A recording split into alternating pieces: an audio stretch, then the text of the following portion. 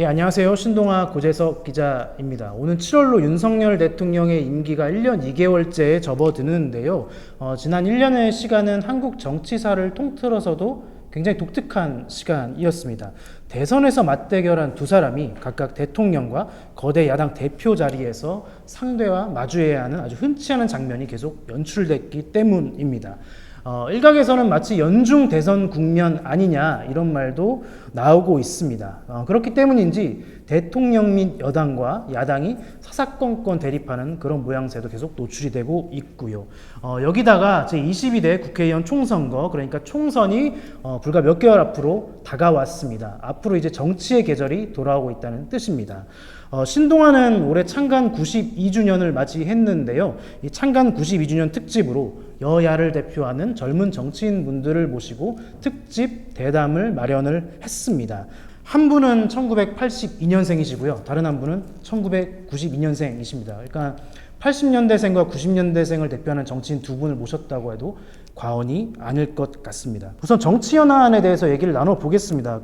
지금 조국 전 법무부 장관이 총선 출마를 하느냐 마느냐 얘기가 많거든요. 신당을 만들 수도 있다는 얘기가 나오고요. 가장 먼저 우리 김병민 국민의힘 최고위원께서는 어떻게 보고 계십니까? 네, 안녕하세요. 먼저 인사드리겠습니다. 국민의힘 최고위원 김병민입니다. 조 전 장관 문제가 2019년도 대한민국의 젊은 청년들에게 굉장히 큰 좌절감과 분노를 안겨줬던 일들을 다 기억하실 겁니다. 가천의 가재, 붕어, 개구리라는 이름으로 조 전 장관이 과거 SNS 글이 회자됐던 적이 있었습니다. 이미 사법적인 판단이 다 끝났죠. 부인인 정경심 교수의 대법원 유죄 확정 판결. 결과적으로 그들이 얘기했던 표창장 등 여러 입시 서류들이 실질적으로 위조됐던 상황들에 대한 평가가 끝났음에도 조국 전 장관의 경우는 1심 유죄 판결 이후 대법까지 확정 판결이 남아있는 상황 속에서 본인이 정치적인 판단을 구하려고 하는 것 아니냐 이런 생각이 듭니다. 아무래도 염치와 체면 이런 모든 것들을 다 내팽겨친 채로 조 전 장관은 마지막 정치 행위의 승부수를 걸려는 듯 보이는데 과연 이런 일들을 지금 현대를 살아가고 있는 대한민국 국민들께서 얼마나 용인하실지 잘 모르겠습니다. 제가 내린 결론은 조 전 장관은 아마도 출마할 가능성이 매우 높을 것 같지만 현명한 대한민국 국민들께서는 사법적 단죄가 너무 늦게 이뤄진 지금 상황에서 조 전 장관에게 정치적인 단죄를 내릴 거라고 생각합니다. 저도 좀 비슷한 측면인데 바깥 세상은 좀 눈이 돌아가게 휙휙 바뀌는데 어째 이렇게 정치권은 과거를 향해서만 달려가고 있는지 잘 모르겠다는 생각이 들더라고요. 박지원 그리고 조국 두 분은 뭐랄까 문재인 그리고 김대중과는 또 다르다라고 생각을 하거든요. 뭔가 이렇게 진정한 의미의 정권 교체라는 것을 세는 김대중 전 대통령이나 촛불의 시대 정신을 반영한 문재인 대통령과는 달리 두 정치 지도자가 남긴 이 유산을 오히려 이렇게 갉아먹고 있는 거 아닌가, 개인의 영달을 위해서 갉아먹고 있지는 않은가 하는 생각이 좀 들었고요. 좀 볼썽사납다라는 생각이 들었습니다. 그렇게까지 해야 하는가? 근데 이제 출마 가능성 높다고 보시는 거죠, 그러면? 그러시는 것 같더라고요. 저는 믿고 싶지 않은데 주변 분위기를 보아하니, 그리고 보통 요즘 정치권이 믿고 싶지 않은 일들이 정말 현실처럼 일어나고 있어서 그렇게 되지 않을까 우려하고 있습니다. 저는 문득 생각나는 게 조 전 장관의 이슈가 있었던 2019년을 계기로 진중권 교수가 정의당에 탈당했거든요.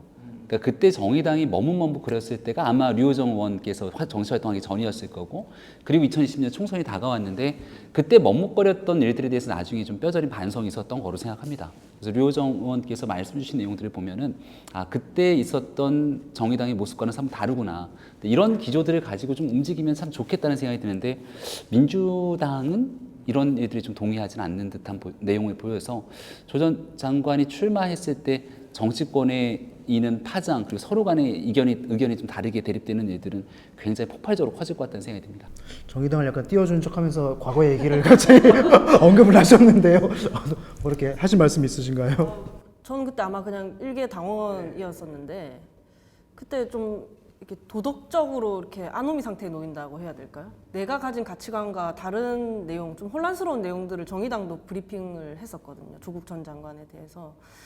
그리고 그것에 대해서 정의당은 충분히 이렇게 좀 심판을 많이 받았죠. 지선, 대선 계속해서 심판받고 있는데 이제는 그런 것들을 좀 떨쳐내고 소위 말하는 그 조국의 강을 건너야 할 시기인데 뭐랄까요, 다시 흠뻑 젖으려고 하는 것 같아서 이렇게 해서는 미래로 나아갈 수가 없지 않나. 22대 국회마저도 뭐 과거의 어떤 일들에 사로잡혀서 뭐 산업화 세대와 민주화 세대의 영원한 격돌로 남게 될까봐 조금 걱정스럽습니다. 사실 2030 세대는 그 지금 60대 이상의 분들이 온몸으로 체험한 것들을 교과서로 이제 배우고 있거든요. 이미 정리된 역사적 사실들에 대해서 자꾸 이렇게 끄집어내고 부정하고 뭐 이런 상황들은 좀 그만 봤으면 좋겠어요.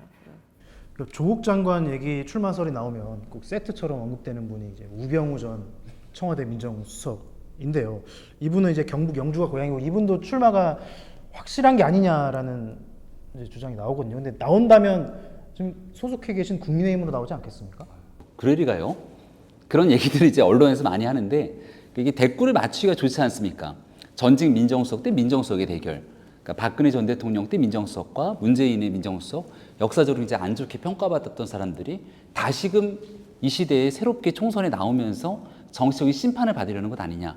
뭐 조 전 장관 입장에서는 환영할 일일지 모르겠습니다만 국민의힘에서는 그런 뉴스가 나올 때 애당초에 그런 일들 논의한 바 없다고 이제 선을 분명히 그었고요.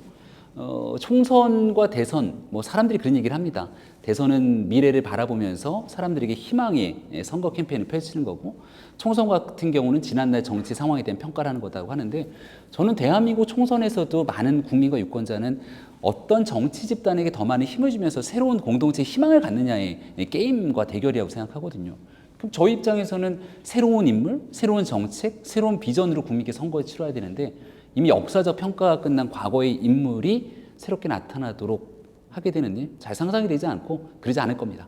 만일에 이제 우병우 수석이 국내에 입당을 하는 것 자체는 막을 수는 없지 않습니까? 입당은 누구나 할 수 있어요. 다만 입당을 했다가 탈당하고 났던 사람의 복당은 허가를 거쳐야 되는데 입당은 뭐 누구나 이렇게 원서를 내면 글쎄요, 당원당규 봐야겠습니다만 그거를 거절하는 건 쉽지 않을 것 같은데요. 그렇다면 이제 당원이 돼서 정당하게 뭐 자신 예를 들어 자신의 고향에 경선을 참여를 하겠다 이러면 우리가 뭐 피선거권 누구에게나 있기 때문에 그걸 막을 수는 없지 않습니까? 저 고재석 기자님이 입당을 해서 참여하겠다 그러면 그것도 막을 길이 없습니다만 저는 그럴 생각 없습니다.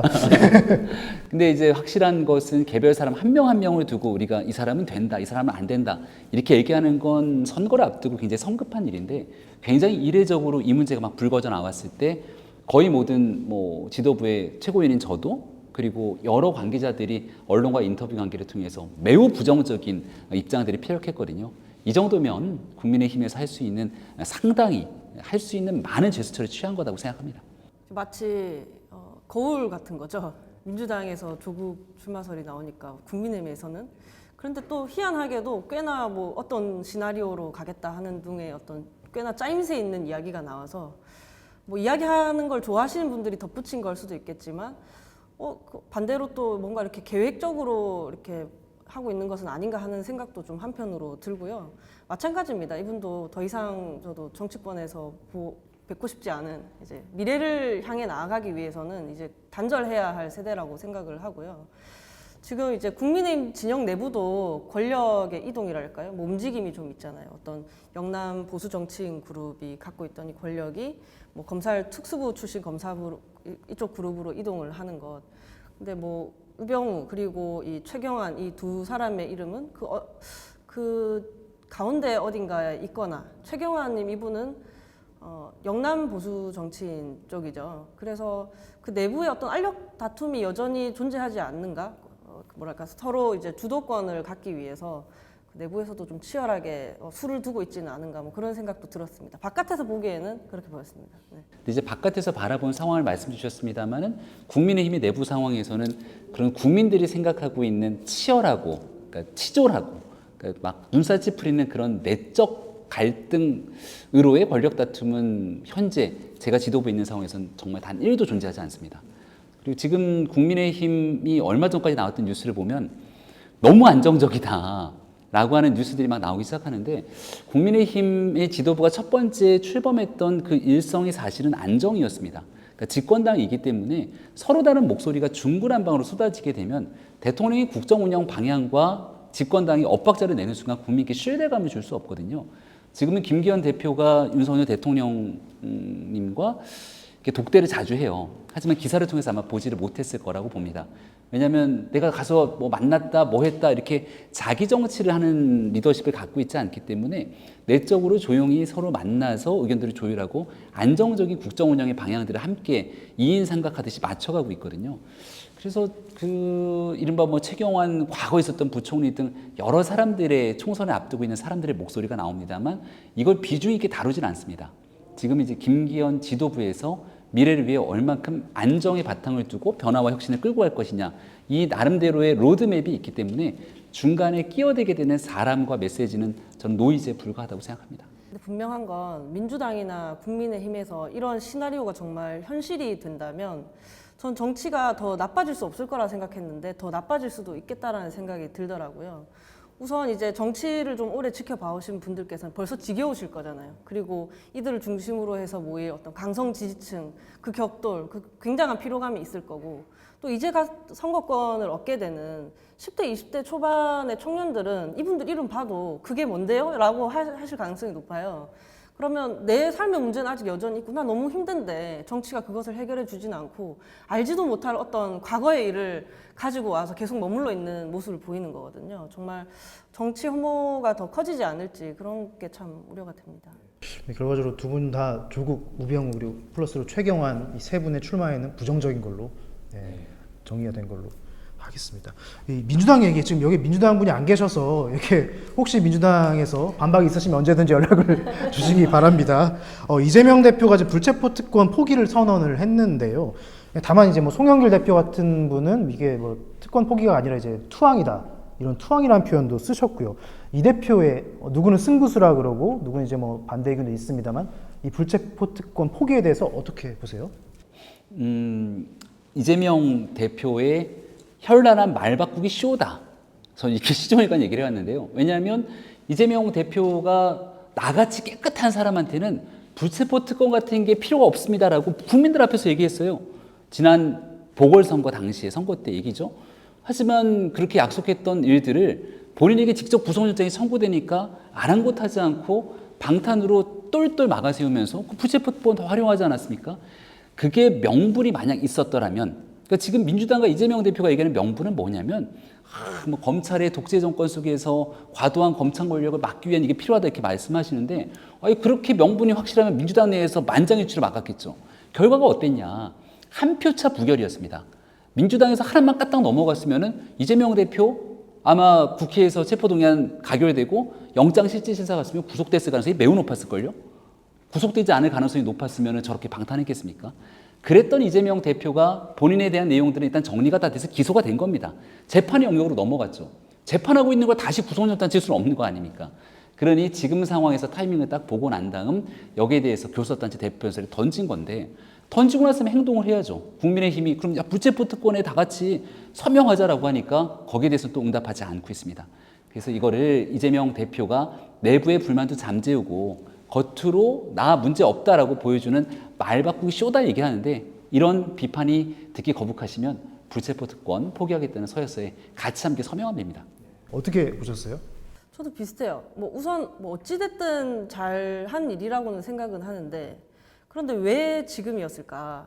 저는 세 가지 어차피가 있었다고 생각을 해요. 어차피 다음 날 김기현 대표가 나와서 불체포 특권 얘기를 했을 거니까 본인이 먼저 얘기하지 않으면 어차피 공격당할 거니까. 그리고 어차피 김은경 혁신위가 불체포 특권을 포기하자라는 안을 갖고 나왔을 테니까. 그리고 또 어차피 영장 실질 심사를 받아도 이제는 구속되지 않을 가능성이 높으니까. 지금 뭐 체포 영상 칠 수 있는 사건이 뭐 백현동 뭐 이런 정도인데 범죄 사실 뭐 소명 쉽지 않다고도 하고 뭐 도주 우려도 크지 않다고 하고 증거 인멸 우려도 명확하지 않다고 그러니까 이런 상황들 때문에 뭐 기왕에 뭐 하는 거 이렇게 말씀하신 것 같고요. 김병민 최고께서 말씀하신 것처럼 이제 전체 의원단이 불체포 특권을 포기를 해야죠. 이래야 사실 진심이 이제 받아들여지는 거지. 이 정황 사정을 뻔히 이제 다 알고 또 알게 될 상황에서 시민들께 그런 걸로 소구하기는 좀 쉽지 않았을 것 같다. 네. 이게 한 가지 꼭 얘기하고 싶은 게 민주당은 우리가 야당이기 때문에 어쩔 수 없다 그래요. 근데 의원님도 이제 오셔서 알지만 21대 국회 들어서 전반기 때 이 불체포 특권 가지고 논쟁이 된 적이 없거든요. 3명의 의원권에 대해서 불체포 특권, 여기에 대한 체포동의는 올라옵니다. 근데 이미 이게 거의 사문화된 권한처럼 돼버렸기 때문에 국회에서는 다 가결하고 영장실질심사에서 판단받아라 다 보내는 거예요. 그 당시 야당이었던 국민의힘, 미래통합당 의원들도 가서 줄줄이 영장심사 받고 다 하지 않습니까? 이걸 갖고 어떻게 뭘 해보겠다는 상황 자체가 현대사에서 국민들께 얘기하기 너무 면구스러운 일인데 이게 이재명 대표에 대한 건을 기점으로 있는 노원의 의원부터 시작이 된 거거든요. 이쯤 되면 많은 국민들이 아마 여론조사 돌리면 압도적으로 높게 나올 겁니다. 그래서 정의당도 찬성이신 거죠? 정의당은 항상 가결시키는 표결을 했죠. 네. 이 입장에 맞춰갖고 민주당 이재명 대표가 조금만 더 결심하면 국회 혁신에 관한 가장 우선적인 일도 하나씩 풀 것 같다는 생각입니다. 아주 여기까지는 신기하게도 두 분이 정당이 다른데 거의 지금 입장이 비슷했고요. 이제 두 분의 입장이 다른 걸로 넘어가도록 하겠습니다.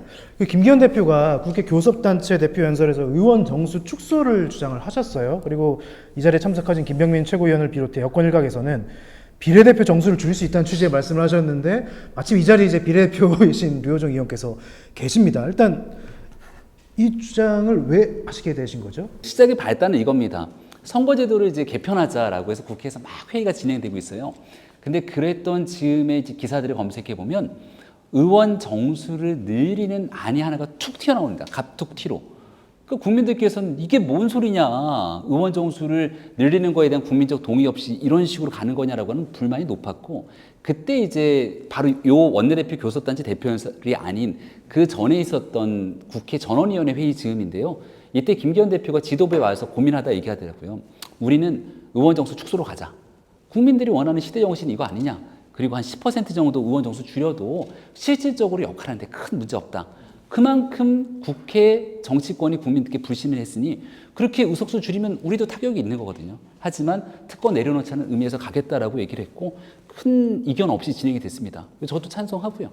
그리고 한 10% 정도 줄인다고 해서 앞으로 우리가 총선 나갈 때 뭔가 그 공간들이 협소하고 줄어들지 모르겠지만 그 정도의 충격적인 뭔가를 던져줬을 때 국회의원들이 경각심을 갖고 더 열심히 일하고 여기에 국민적 신뢰를 얻게 된다면 그때 가서 조금 더 의원 정수 늘리도록 국민들께 허락해 주십시오 하는 일들을 좀 마련해 가지 않을까라는 생각이 듭니다. 저는 이 그 의원 정수 줄이자라는 어떻게 보면 이게 해법이라고 제시를 하는 거잖아요. 어떤 문제에 대해서 국회에 대한 신뢰도가 낮은 것 뭐 등에 대한 해법으로 제시하기에는 너무 좀 쉬운 제안이라고 생각을 해요. 왜냐하면 비례대표 제도라는 것도 결국에 도입될 때 취지가 있었지 않겠습니까? 지역구 의원만 뽑았을 때 어떤 사표율이 너무 높고 그리고 뭐 어떤 전문성 있는 인재들의 국회 영입 그리고 뭐 청년, 여성, 뭐 장애인 등 소수자들의 국회 진출, 대표성, 비례성을 보완하기 위해서 말 그대로 비례대표가 도입이 된 거고요.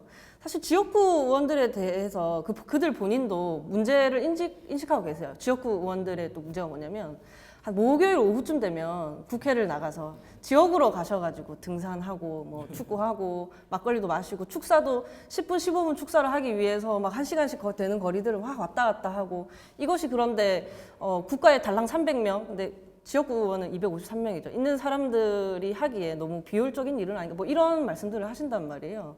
비례대표는 지역구를 쓰라고 할 때 전국구로 씁니다. 그래서 전국 단위의 의제를 논할 때 뭐 자칫 아무리 열심히 한다고 해도 지역구 의원님들 팔이 안으로 굴을 불 수밖에 없는데 그런 부분들에 대해서 좀 더 폭넓은 시야로 판단을 할 수 있고 아까 말씀드렸듯이 대표성, 뭐 전문성, 비례성을 또 제도적으로 보완할 수 있는 제도기도 하고요.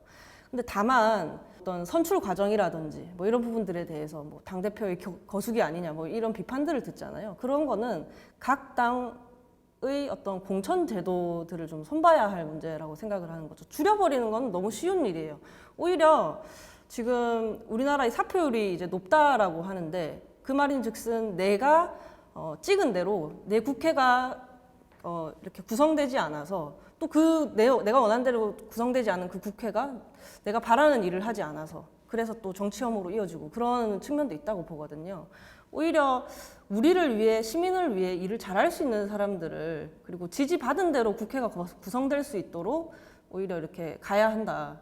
그런데 이제 의원 정수를 줄여버리면 국회의원 하나하나의 권력은 오히려 더 커지는 거기 때문에 부작용이 더 클 거라고 생각합니다. 많은 분들이 오해를 하고 계시는데 단순히 지금 막 정치 혐오가 늘고 무당층이 늘었기 때문에 거기를 공략해야 돼서 신당이 필요하다라고 말하는 것은 아닙니다. 왜냐면 그러면 별달리 다를 게 없다면 시민들께서 또 지지해 주실 이유가 없는 거고요. 그냥 다음 총선만 생각하면서 늘어날 무당층의 뭐 지지를 봐서 뭔가 해보겠다는 뭐랄까 수작이라면 저는 실패할 거라고 생각을 하고요. 지금 제가 세 번째 권력이라는 그룹에 속해 있는데 그런 기획정당 모델을 디자인하는 게 아니라 지금 산업화와 민주화 세대 이후에 정말 선진국 대한민국 그리고 민주주의 세대인 우리가 만들어 가야 할 책임 정당이란 건 무엇인지에 대해서 고민을 하고 있는 거고요.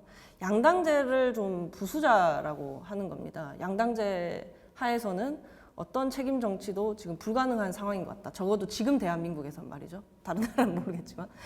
그래서 때때로 자기 지지층의 욕을 먹더라도 의미 있는 진전을 위해서 대화와 타협하는 그런 정당. 그런 정당을 사실 바라지 않습니까? 지금 시민들께서 계속 싸우기만 하니까. 노사 분쟁을 예로 들자면 진보 진영이 노동조합에 가서 설득을 하고 조금 싫은 소리 하더라도 이만큼 하려면 이 정도는 조금 양해하셔야 됩니다. 이런 이야기들 있잖아요. 그리고 보수 진영이 오히려 기업들 찾아가서 또 타협을 해와서 그들이 또 만나가지고 이 정도 안에 정도로 이렇게 합의를 봐서 우리 한 걸음 나아갑시다. 반보의 진전이라도 합시다 하는 그런 역할을 지금 정치가 해야 되는 거잖아요. 말 그대로 갈등의 조율 그 역할을 해야 하는데 그런 책임 있는 정치 세력이 많이 이제 옅어지고 있는 것 같아서 그런 세력을 제3정당으로 만들고자 하는 것입니다. 양당, 거대 양당 중에서도 여당에 속한 지도부로서 어쨌든 이게 꼭 뭐 좋은 소식만은 아니잖아요. 어쨌든 정치에 대한 혐오가 늘고 있고 거대 양당의 문제의식을 사실 상당수 시민들, 심지어 국민의힘이나 민주당을 찍는 시민들도 공유하는 정서일 것 같은데요. 이거 어떻게 뭐 자성하십니까? 그럼요. 여론조사를 보면 1당과 2당, 3당이 거의 오차 범위 내에서 비슷비슷하게 나옵니다. 국민의힘 집권당, 그리고 민주당, 제1야당, 그리고 이른바 무당층이라고 하는 국민들의 목소리가 비슷비슷하게 나오는데 늘상 이제 선거를 앞두고 집권당이 그 책임을 다하지 못하고 야당이 야당으로서 이른바 견제 세력으로서 역할을 다하지 못한다는 얘기를 늘 나왔던 일이죠. 근데 이제 국민들께서 지켜보시기에 과거의 기억을 바탕으로 이제 판단하실 텐데 제3지대가 한번 국민들께 뜨겁게 호응받았던 때가 있었죠. 2016년도 국민의당으로 이른바 30석이 훌쩍 넘는 의석들을 이른바 안철수 대표를 중심으로 하는 국민의당의 의석을 전해줬는데 그 2016년 총선의 시작과 그리고 2020년 마지막 순간에 어떤 방식으로 그 정당이 변화해 갔는지를 보게 되면 내가 찍었던 표가 어디 갔는지 국민들께서 굉장히 궁금해하십니다. 이합 집산을 통해서 마지막에는 서로 찢어지고 흩어져서 굉장히 헷갈린 모습들을 주셨고 2020년 총선 때도 마찬가지로 안철수 대표가 이제 이끌었던 제3정당이 그때도 국민의당이었던 걸로 기억하는데 그 정당이 결국은 제3지대 속에서의 온전한 모습들을 갖지 못하고 마지막 순간에 통합을 이끌게 됐었죠. 저는 이 원심력, 거대 정당으로 끌려갈 수밖에 없는 원심력의 근본적인 문제는 결국 대한민국의 권력 구조, 대통령제 하에서는 어쩔 수 없는 판단이라고 생각합니다. 그러니까 정치라는 건 특히 정당은 권력을 같이 맡아서 국정을 이끌어 나가기 위해서 모이는 결사체인데 그러면 그 권력을 이른바 대통령을 만들어낸 여당의 강력한 힘이 있고 이걸 견제하기 위해서는 다당제로 같이 다양한 정당들이 묶여있기보다는 강력하게 막아설 수 있는 제1당의 힘이 부딪히는 게 현재 대한민국의 권력 구도 내에서는 아주 오랜 동안 있어왔던 예라고 볼 수 있거든요. 그래서 이제 제3정당이 그때그때 파생되지만 결국 성공하지 못할 거다라고 하는 인식들이 국민들께 더 굳어졌다고 보고 그럼 그 제3정당을 주장하고 목소리 높이는 사람들은 의미가 없냐 그러면 그렇지는 않죠. 여기에서 낼 수 있는 본인들만의 가치, 철학대로 얼만큼 현재 있는 정당들에게 경각심을 일깨워주고 때로는 그들이 만들어낸 힘으로 각 정당과 서로 마지막 그 결사체를 협력하거나 같이 뭐 통합을 하거나 하는 방식으로 국민들께 의미 있는 메시지를 낼 수 있을 겁니다. 그래서 지금 현재 국면에서는 국민들 보시기에 제3정당을 추진하는 사람들에 대한 그 추동력들을 높게 평가하지는 않는 것 같고요.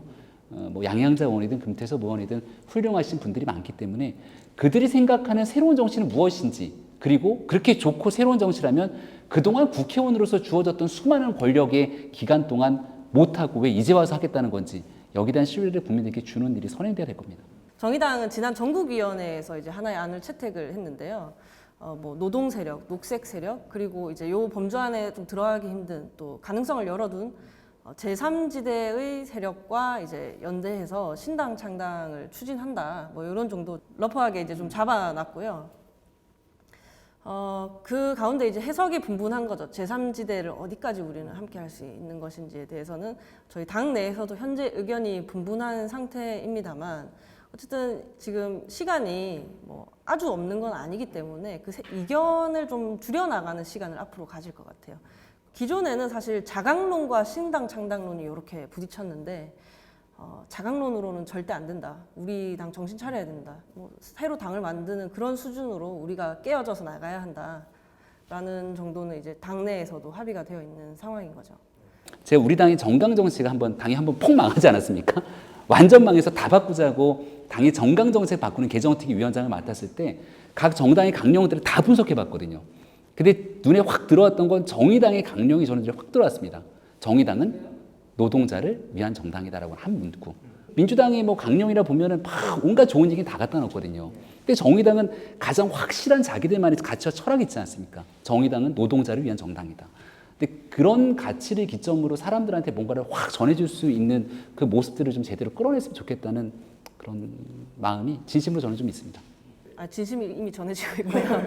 근데 지금 이 방송에서 이런 고민들을 이야기해도 될지 모르겠는데, 교섭단체인 제3정당이어야 저는 의미가 있다고 생각하는 거거든요. 진보정당 20년을 해왔지만, 교섭단체, 그러니까 20석을 확보하는 그 벽은 넘지 못했어요.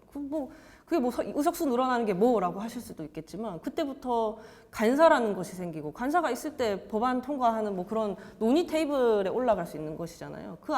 그 밑으로는 좀 이상하게도 같은 일을 하는데도 권한이 훨씬 적어서 실제 우리가 주장하는 바에 비해서 그것을 국회에서 통과시키고 실현해서 시민들께 이런 정당 하나 있으니까 좋더라 하는 효능감을 전달하기가 너무나 어려웠거든요. 그럼 교섭단체가 되려면 어떻게 할 것인가? 선명함을 주장하는 것도 좋고 또 다른 세력과 뭐 타협하는 것도 좋은데 지금 이 순간 그러면 우리는 어느 만큼을 할 수 있는 것인지를 계속 생각해야 하는 거죠. 정의당은 사실은 다른 당과 조금 다른 비판도 듣습니다. 큰 당들 같은 경우는 의원님들도 너무 많고 세력도 워낙 크다 보니까 어떻게 이 사람과 이 사람이 같은 당 안에 있을 수 있지? 너네 좀 이렇게 말씀하신 것처럼 좀 선명성도 좀 있고 줏대 좀 세워야 되는 거 아니냐라고 하시잖아요. 저희는 또 한켠에 이런 선명함이 저희의 장점이기도 했지만 또 한켠으로 언제까지 그렇게 바른 소리만 할래? 고고한 학처럼 서 있을래? 너네가 정말 현실 정치에 뛰어들어서 세상을 바꿀 의지는 있는 거야? 이런 말도 들었기 때문에 그렇다면 가장 중요한 가치를 공유하고 있다면 어느 만큼은 달라도 다른 사람들과 그러니까 다당제 뭐 의지라든지 뭐 어떤 사회적 약자를 위한 정당이라든지 큰 대전제에 동의한다면 그분들이랑 최대한 이렇게 품을 불려서 함께 할 수 있어야 하지 않는가 하는 생각도 하고 있어요. 실제로 세 번째 권력 행사에서 이준석 전 대표 초청을 하셨잖아요. 근데 당을 같이 하겠다라는 뜻은 전혀 아니고요. 네, 그분도 인사 첫 마디에서 그럴 생각 추호도 없다 말씀을 하셨고 그건 조금 신기한 경험이었어요. 저에게도. 왜냐하면 이준석, 박지원 두 분께 축사를 부탁드렸더니 이제 어떻게 이준석이랑 만나서 이야기를 할 수가 있느냐라고 바깥에서 엄청난 비판이 쏟아지는 거예요. 그것이 지금 우리의 극단적 대결 정치를 한켠에 보여주고 있지 않는가. 사실 정치인은 생각이 같은 사람이랑 이렇게 뭐 세력을 이루어서 같이 나아가더라도 최종적으로는 생각이 다른 사람을 만나서 이야기해가지고 그 합의안을 만들어내는 게 정치인들이 해야 할 일인데 그게 전혀 되지 않는 지금 여의도라서 오히려 다른 사람을 만났다는 이유만으로도 그렇게 비난이 쏟아지다니 저는 조금 놀라기도 했습니다. 이준석 전 대표는 정의당 행사엔 갔지만 막상 이제 친정인 국민의힘 행사에는 못 가는 것 같은데요. 지금 당원권 정지 상태였고요. 두 분이 이렇게 좀 네. 애증의 관계 아닙니까? 이준석 전 대표와 대표랑 알고 지낸 지 오래됐는데 아주 오랜 역사를 갖고 계신 걸로 알고 있는데 네. 오늘의 주제와는 좀 관계가 없기 때문에 예정이 없던 질문을 일부러 해봤는데 넘어가지 않으시네요. 네.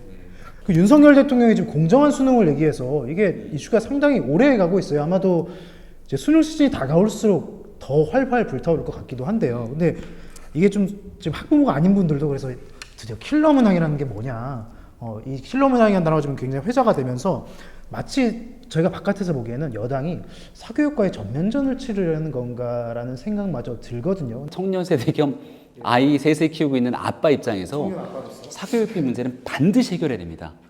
그러니까 대한민국에서 이 사교육비 문제가 차지하고 있는 그 문제가 얼만큼 큰지는 아마 아이를 키우고 있는 거의 모든 학부모들이 다 공감하실 거예요. 근데 이 교육 문제에서 우리 아이를 뒤처지게 만들 수 없다고 하는 문제 때문에 결국 내가 부모의 경제력과 관계없이 돈이 있는 사람은 있는 사람대로, 돈이 경제력이 적은 사람은 적은 사람대로 나의 많은 경제권들을 사교육에 넣을 수밖에 없거든요.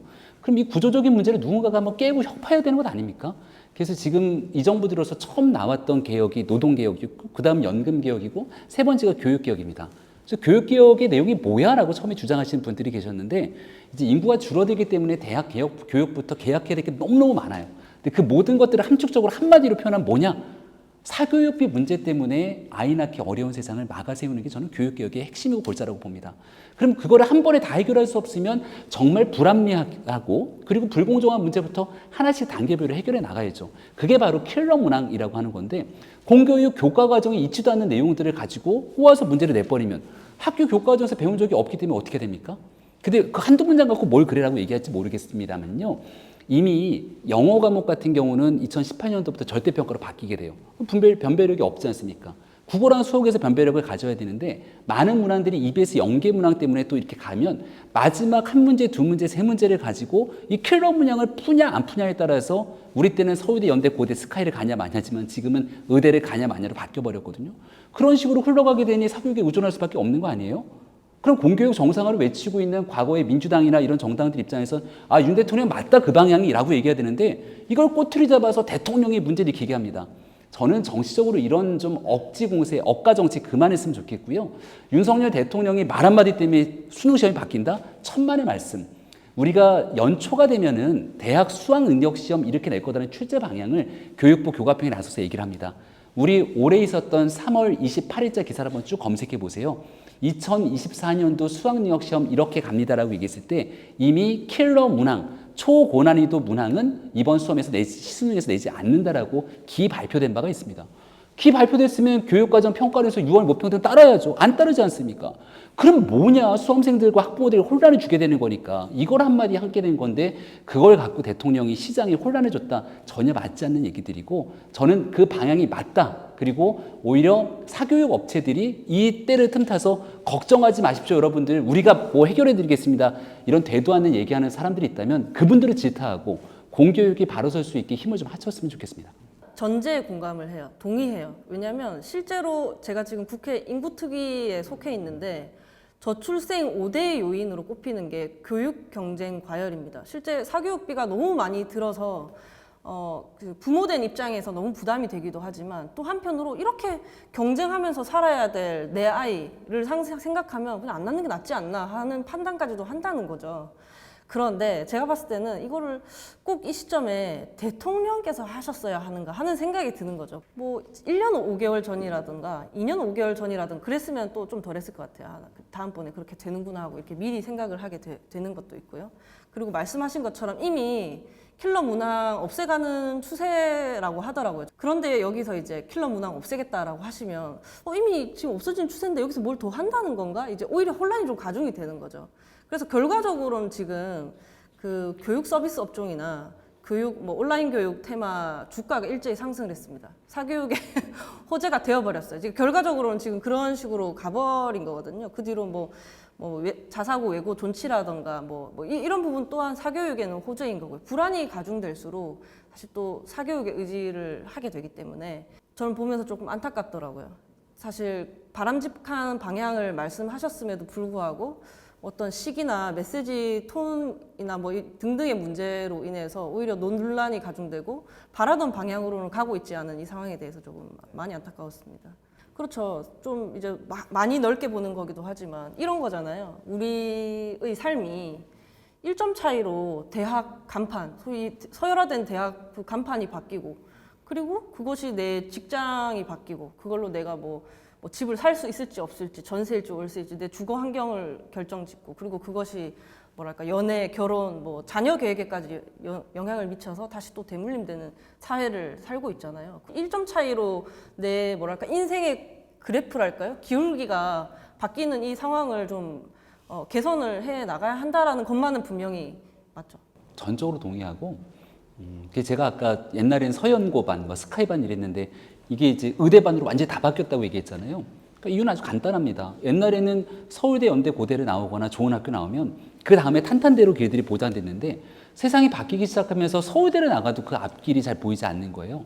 그러니까 대한민국에서 가장 안정적이고 전문직으로 존경받을 수 있다라고 판단되는 게 의대밖에 없구나라고 판단되니까 대한민국의 우수한 인재들이 그냥 쭉 빨려가고 옛날에는 서울대, 연대, 고대 등에 대한 여러 학과로 분포가 됐다면 그게 한쪽만 향해서 달려가게 되는 겁니다.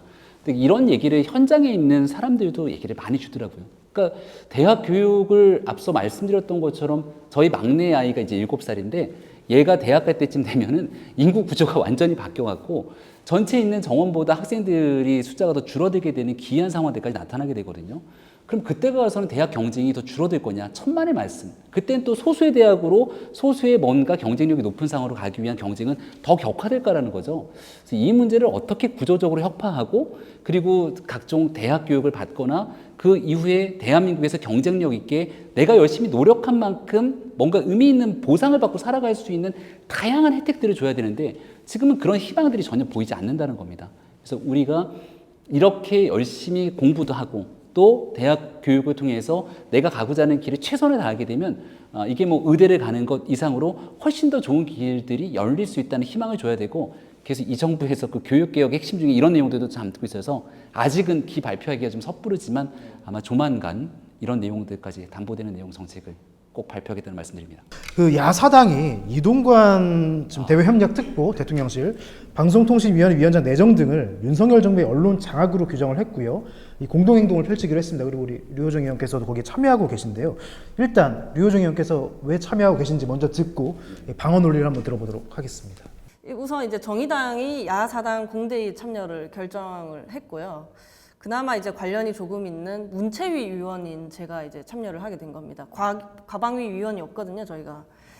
그런데 이제 개인적으로 이렇게 뭘 해도 최고 볼륨으로 서로 싸우는 이 전체적인 상황 속에서 이 언론 부분에 대해서도 언론 장악이니 언론 탄압이니 하는 최대치로의 성격 규정 자체가 요 맥락 안에서 조금 저는 좀 거부감을 좀 느끼고 있어요. 근데 다만 이제 윤석열 대통령실의 언론과는 조금 전 문제가 있다고 보고 있고요. KBS 수신료 뭐 징수 문제나 뭐 이동관 전 수석의 방통위원장 임명 문제는 뭐 어느 정도 정치적 의도가 있을 것이다 라는 데는 좀 동의를 하고 있습니다. 지금 국정기획수석이 이렇게 얘기했잖아요. 대통령 지지율이 낮은 이유는 기울어진 언론 환경이 있다 이렇게 말씀을 하셨는데 저는 조금 이게 너무 좀 과격하게 얘기하면 좀 신내나는 생각 아닌가. 왜냐하면 권력이 언론을 조종하면 여론이 바뀌어서 다시 권력을 뭐 추종할 거다라는 세상은 관념은 조금 너무 오래되지 않았는가 하는 생각을 갖고 있거든요. 콘텐츠가 범람하는 세상이고 시민들은 충분히 많은 정보를 갖고 판단하시기 때문에 이런 베이스는 조금 위험한 생각이다라는 생각을 합니다. 그 아까 제가 여쭤본 그 이동관 수석 관련된 전 수석 관련된 내정설과 지금 류 의원께서 말씀하신 언론이 좀 기울어져 있다 정부에 이것까지 좀 함께 답해 주시면 좋을 것 같아요. 그러니까 언론에 기울어진 운동장 이거는 과거 민주당은 민주당대로 우리대로 이렇게 주장하게 되는 반대 그 시기에 맞는 좀 객관적인 평가를 해봤으면 좋겠습니다. 그러니까 저희 입장에서는 지난 문재인 정부 시절 가장 대표적인 게 TBS의 김어준의 뉴스공장 하나를 딱 찝어볼게요. 이거는 대한민국 국민들께 그냥 대놓고 여쭤보면 이거 편향적이다라고 얘기 안 할 분들이 누가 계실까요? 근데 이게 그냥 본인이 지금 유튜브 하고 있잖아요. 그렇게 하시면 돼요.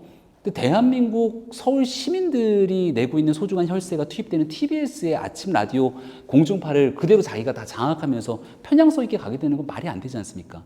그럼 역으로 이제 박원순 시장 체제가 다 지났어요. 오세훈 시장이 왔습니다. 그럼 그런 방식으로 똑같이 하게 되면 어떻게 되느냐? 오세훈 시정의 TBS는 김병민의 뉴스공장 만들어갖고 제가 막 완전 편향적으로 하게 되면 도낀 개낀 얘기 듣는 거잖아요. 하지만 그러지 않았습니다. TBS 같은 문제를 실질적으로 정상화시키는 과정들을 바로 잡았고 여기에 대해서 정치 편향적 얘기가 나올 수 있으니 아예 그냥 시사 정치 뉴스를 안 하고 있거든요. 국민의힘 지지자나 국민의힘 정치인들 입장에서는 아쉽기도 하죠. 아니 했던 대로 똑같이 해야지 왜 안 하냐 이렇게 얘기하는 사람들도 주변에 있습니다. 하지만 저희가 늘 내로남불하지 않겠다라고 얘기하기 때문에 서울시에서 먼저 선제적인 그런 모습을 보여줬습니다. 중앙정부와 중앙언론 차원으로 한번 와보죠. 정권이 바뀌었습니다. 1년의 시간이 지났어요.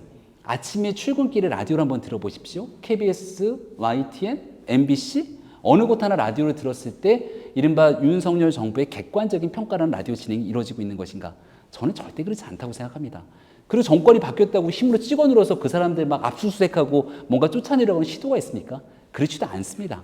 다만 공영방송이나 정부의 지원을 받는 이런 공중 매체들에 한해서 최소한의 형평성을 맞춰가기 위한 노력은 있어야 되는데 1년의 자정작용의 기간들이 필요했음에도 불구하고 그런 일들이 안 이루어졌거든요. 이를 바로잡을 수 있는 나름대로의 전문가가 반드시 필요하다. 그러니까 우리가 이제 학자분들을 폄훼하고 공시자를 폄훼하는 건 아닙니다만 가서 그냥 좋은 게 좋다는 식으로 앉아있다가 아무런 역할을 하지 못하게 되면 실질적인 공영방송 정상화의 길은 멀어질 수밖에 없습니다. 근데 김현 위원이라고 아시죠? 김현. 한 번도 언론 영역에 있었던 분이 아니라 민주당의 정치인이잖아요. 근데 방송통신위원으로 집어넣은 게 누굽니까? 민주당이 집어넣잖아요.